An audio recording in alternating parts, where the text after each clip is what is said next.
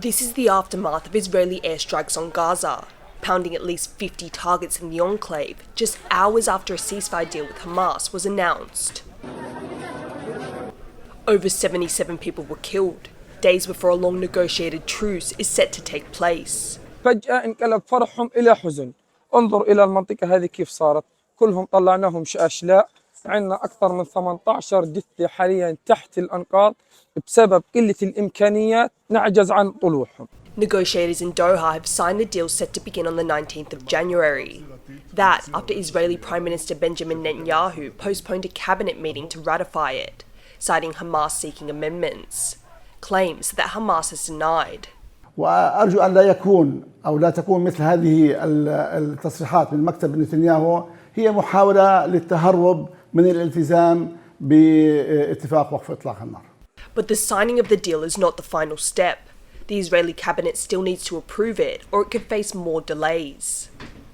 Their vote is now set for Saturday the 18th of January, leaving the future of the war hanging in the balance as division emerges within the Israeli government.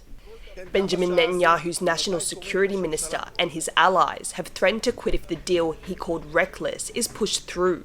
אם המלחמה בחמאס תחודש, וזה מה שאמרתי ממש לפני מספר רגעים לראש הממשלה, אם המלחמה תחודש לשם הכרעה ומימוש מטרות המלחמה, אנחנו מבחינתנו נציע לשוב לממשלה.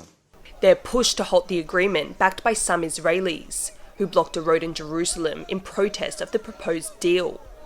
Negotiated with input from Egypt, Qatar and the US, the deal would see the release of 33 Israeli hostages taken to Gaza after Hamas's October 7th attack on Israel.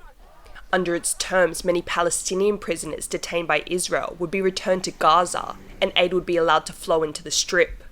Without their loved ones over the past 15 months of war, the families of Israeli hostages renewed their calls for the government to pass a deal at a rally in Tel Aviv. And we're really waiting for the official proof that the deal is signed and we can go on. And on Sunday we will see hostages here in Israel. US Secretary of State Antony Blinken says he remains optimistic the 6-week ceasefire will go ahead. I am confident, and I fully expect that implementation will begin, as we said, on Sunday. Look, it's not exactly surprising that in a process, in a negotiation that has been this challenging and this fraught, you may get a loose end. We're tying up that loose end as we speak. Hope shared by many world leaders and jubilant crowds across the globe that welcome the news of the truce. But with political turmoil still unsettled within Israel, there could be further delays to end the fighting in Gaza, leaving the hostages, their families, and embattled Palestinians waiting anxiously with their futures on the line. Ryan Wu and Rosie Grenenger for TaiwanPlus.